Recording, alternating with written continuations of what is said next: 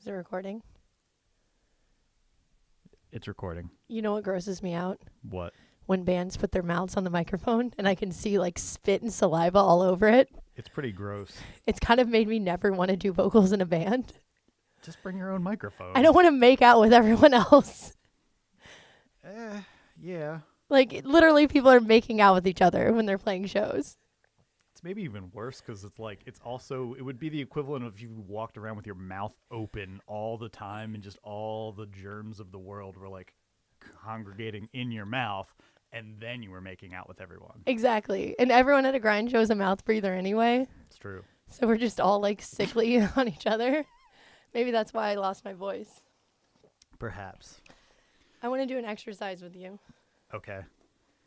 So, a friend showed me this exercise, and it's pretty cool. You give someone a piece of paper and a pen, and I'm handing this to John now, and you have them draw from memory Homer Simpson.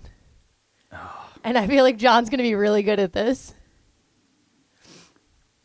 Got two things of the hair, fishbowl eyes. Fishbowl eyes? Yeah. Fishbowl eyes. If a guy said that to me, you have fishbowl eyes, I would like check out immediately. And then the hair, you get the M for Matt. G with the ear graining. This is going to be great. I can't see what he's drawing. Oh, man, that's pretty accurate. Right? It's not bad. That's pretty good. Yeah. I'm impressed. Mine was just like a monster. It didn't look anything like Homer. But now that I know, I can never do it again.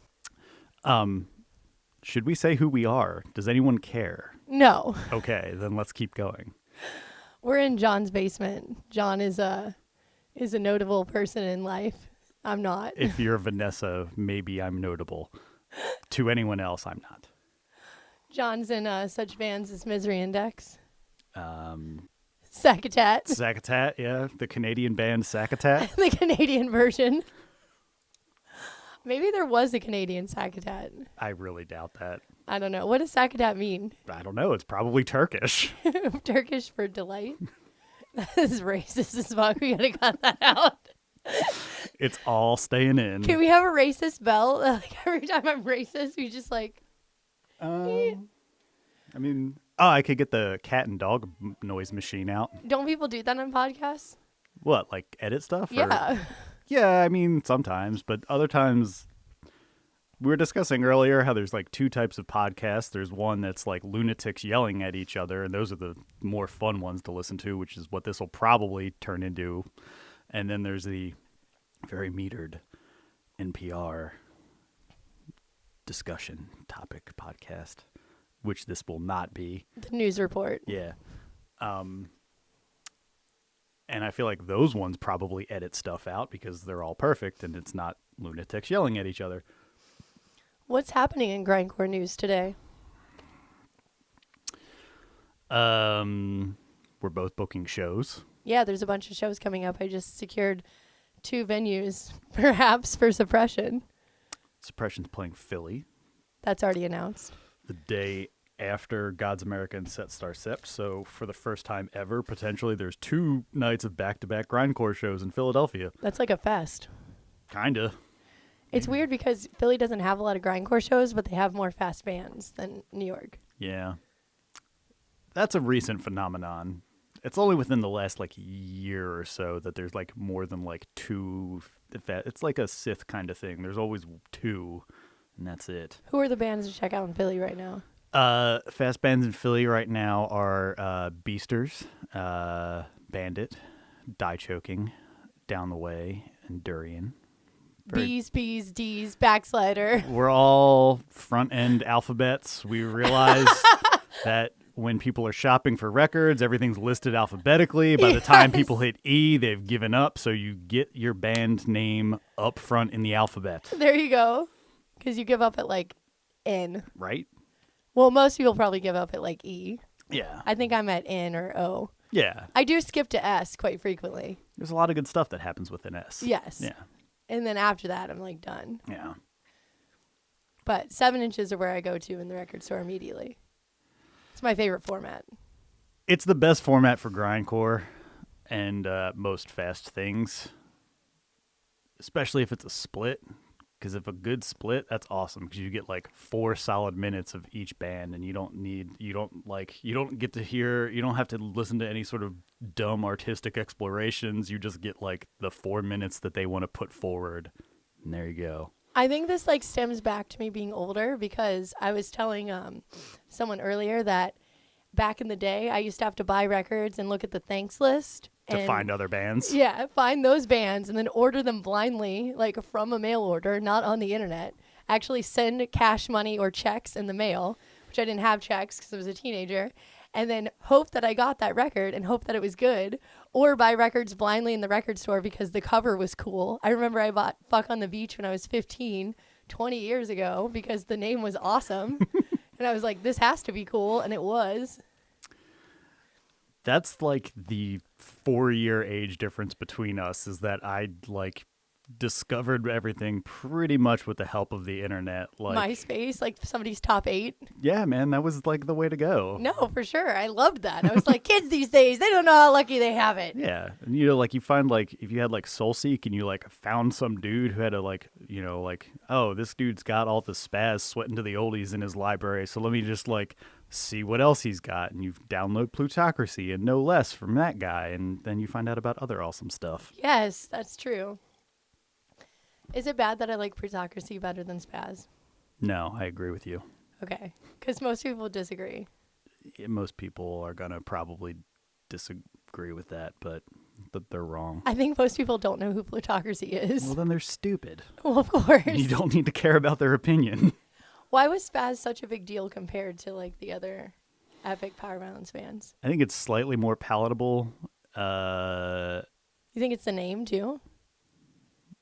I don't know. Maybe it's that, but there's also an element of humor to spaz that I feel like is not totally off-putting. Whereas, like, maybe if you're new to this, the idea of like mass murdering policemen might be slightly off-putting.